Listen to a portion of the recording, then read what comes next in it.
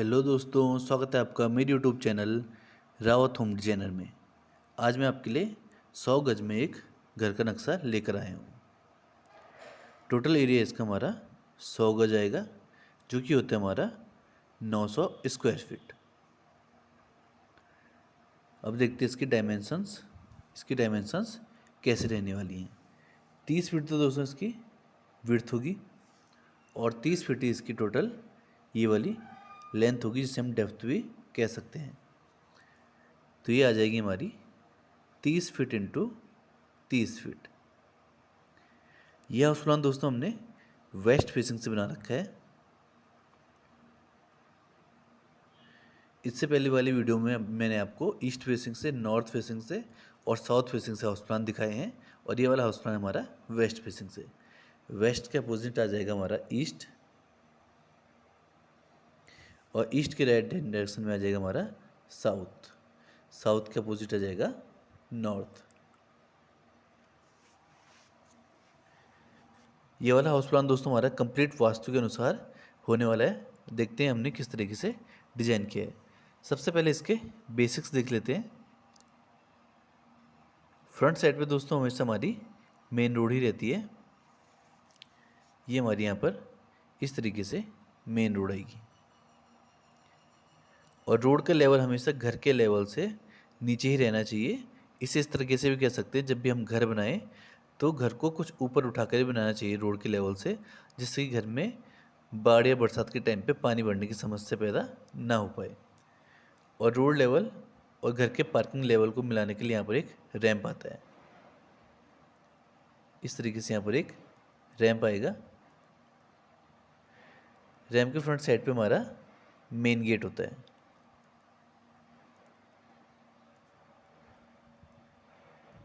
Main gate का size यहाँ पर 10 फीट तक लेंगे। 10 फीट का साइज़ दोस्तों काफ़ी ज़्यादा हो जाता है, और काफ़ी इस गेट का वेट भी काफ़ी ज़्यादा हो जाएगा, जिससे कि इस गेट के वेट को स्टेबल करने के लिए यहाँ पर हम या तो आयरन कॉलम का यूज़ करेंगे या फिर आरसीसी कॉलम का यूज़ करेंगे, जिससे गेट अच्छे से स्टेबल रह सके। इसके अलावा जो हमने गेट दिया है, ये दिया हमने नॉर्थ वेस्ट के डायरेक्शन में। नॉर्थ वेस्ट के डायरेक्शन में दोस्तों जो कोण आता है हमारा, वो आता है वायव्य कोण।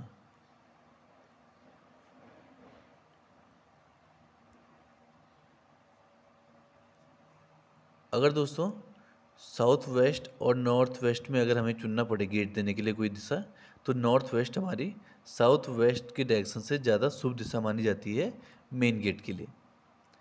और इस दिशा में दोस्तों वायु का संचरण बहुत ही अच्छे तरीके से होता है। इसलिए अक्सर यहाँ पर हम या तो अन्न भंडारण कक्ष बनाते हैं, या तो बेडरूम बनाते हैं, या फिर हम यहाँ पर टॉयलेट वगैरह भी देते हैं। लेकिन अगर गेट को यहाँ पर हमारा फ्रंट साइड वेस्ट हो जाता है, तो यहाँ पर हमारा गेट ही बनाया जा सकता है, और सबसे शुभ दिशा ये गेट के लिए ही मानी जाएगी। मेन गेट से अंदर एंट्री करेंगे तो ये हमारी पार्किंग का साइज हमारा 11 feet 6 inches into 9 feet 6 inches. इस साइज़ की पार्किंग में दोस्तों एक छोटी 4 व्हीलर या तो फिर उसके अलावा 2 से 3 टू व्हीलर भी पार्क की जा सकती है। पार्किंग से ही दोस्तों हमने इस तरीके से आप साइड में स्टेयर्स दे रखी है। स्टेयर्स हमारी राइट हैंड की डायरेक्शन में टर्न कर रही है, जो कि हमारी क्लॉकवाइज डायरेक्शन होती है। वास्तु के अनुसार हमेशा स्टेयर्स क्लॉकवाइज डायरेक्शन में ही टर्न करनी चाहिए, और स्टेयर्स के नीचे हमें ओपन एरिया ही रखना चाहिए जो हमारे टैपर में होता है, जब तक कि हमें बहुत ज़्यादा किसी चीज़ की नीड ना हो। जैसे कि स्टोर रूम की नीड ना हो, यहाँ पर हमें स्टोर रूम दे सकते हैं। अगर हमें स्टोर रूम की ज़रूरत हो बहुत ज़्यादा, तो हम स्टेयर्स के नीचे स्टोर रूम को दे सकते हैं, लेकिन स्टेयर्स के नीचे हमेशा हमें टॉयलेट देने से बचना चाहिए। इसके अलावा दोस्तों पार्किंग से स्टेयर्स देने में फ़ायदा ये भी होता है कि हमारा ग्राउंड फ्लोर और फर्स्ट फ्लोर बाहर से ही सेपरेट हो जाता है, जिससे कि हम घर को रेंटल पर्पज़ से भी यूज़ कर सकते हैं, और इसमें अलग अलग फैमिली भी रह सकती हैं। साथ ही साथ यहाँ पर आते हैं तो यहाँ पर हमारा एक छोटा सा और एरिया है। इसका साइज होगा 4 फीट इंटू 3 फीट। इस एरिया में हम गमले वगैरह रख के इसे छोटे से लॉन की तरह भी यूज़ कर सकते हैं, या फिर इसमें टू व्हीलर भी रखी जा सकती है।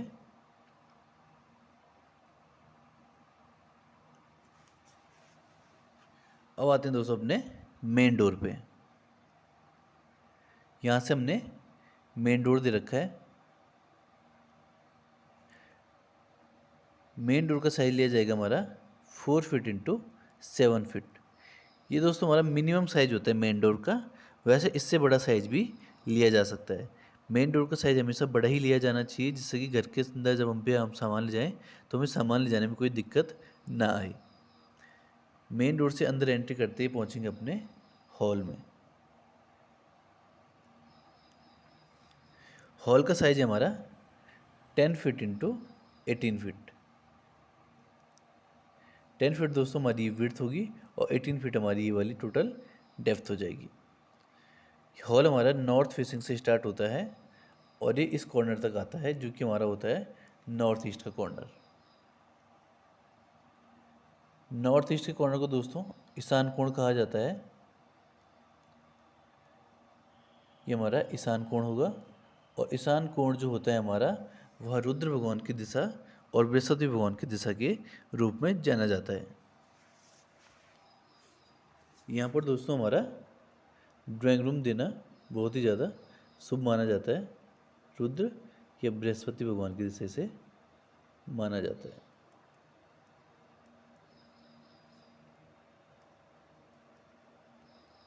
इस तरीके से जो हमारी कंप्लीट नॉर्थ की डायरेक्शन है, इसे हमारी कुबेर भगवान की दिशा माना जाता है। ये दिशा भी हमारी बहुत ही शुभ होती है। यहाँ से अगर हम दरवाज़ा दे रहे हैं मेन डोर, तो ये भी हमारा बहुत ही ज़्यादा शुभ रहेगा।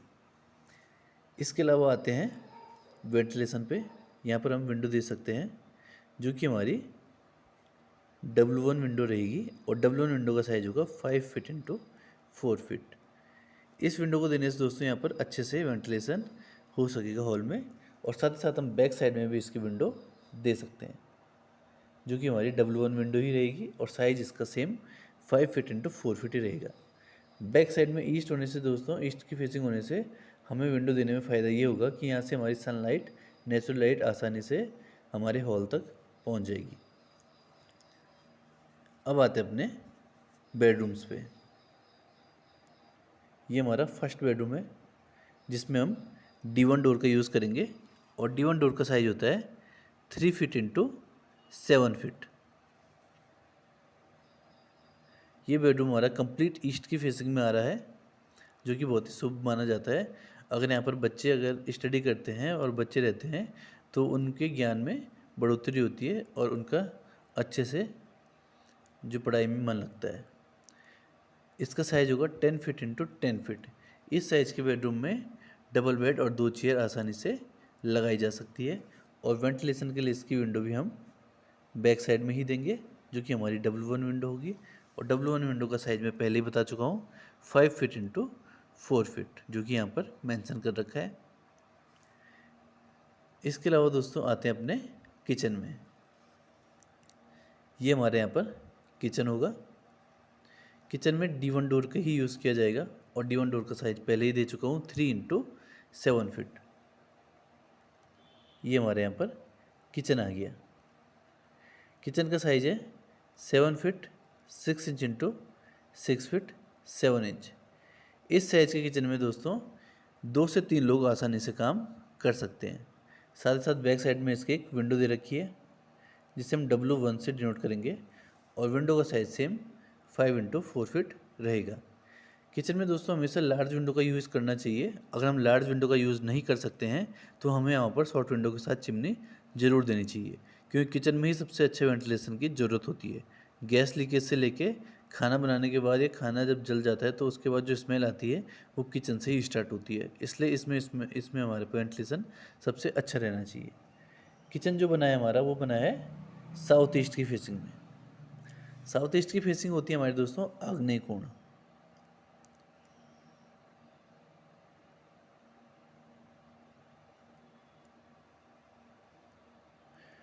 इस दिशा में दोस्तों अग्नि से संबंधित चीज़ों को बनाया जाता है, जिसमें कि हमारा सबसे प्रमुख आता है किचन। इसके अलावा यहाँ पर जनरेटर रखा जा सकता है या इन्वर्टर भी रखा जा सकता है।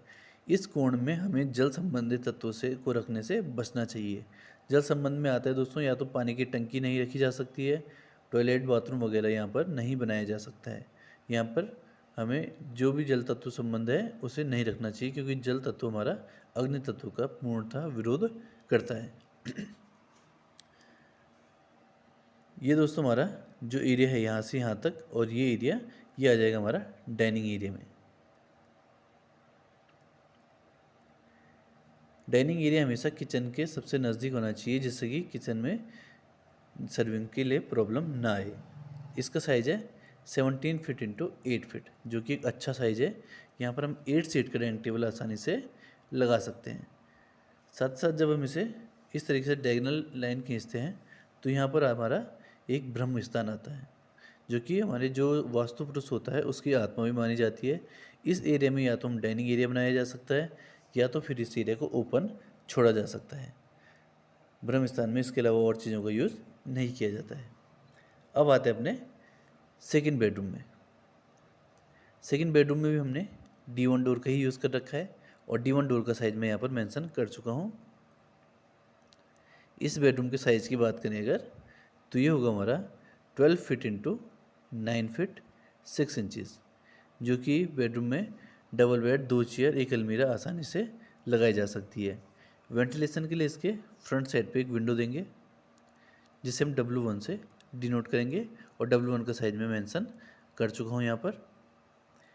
इसके अलावा जो ये कॉर्नर आ रहा है दोस्तों, ये हमारा कॉर्नर आएगा साउथ वेस्ट का कॉर्नर, और ये होता है हमारा नेतृत्व कोण।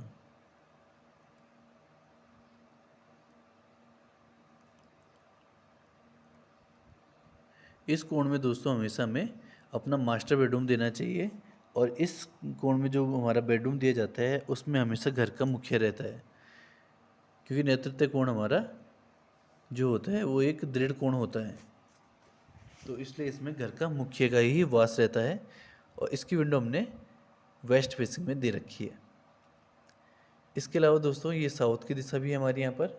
इस दिशा को यम की दिशा माना गया है, और इस दिशा को यहाँ पर राहु की दिशा माना गया है। यम की दिशा में दोस्तों हमें कभी भी साउथ डायरेक्शन में अपनी विंडो या फिर डोर को नहीं देना चाहिए, क्योंकि वहाँ से हमारी पॉजिटिव एनर्जी बाहर की तरफ निकल जाती है, उसका संचरण बहुत ही तेज़ी से होता है। इसके अलावा यहाँ पर हमने एक टॉयलेट भी दे रखा है। टॉयलेट में जो डोर यूज़ करेंगे हम, उस डोर का साइज होगा D2 डोर। ये होता है 2 feet 6 inch into 7 feet size का।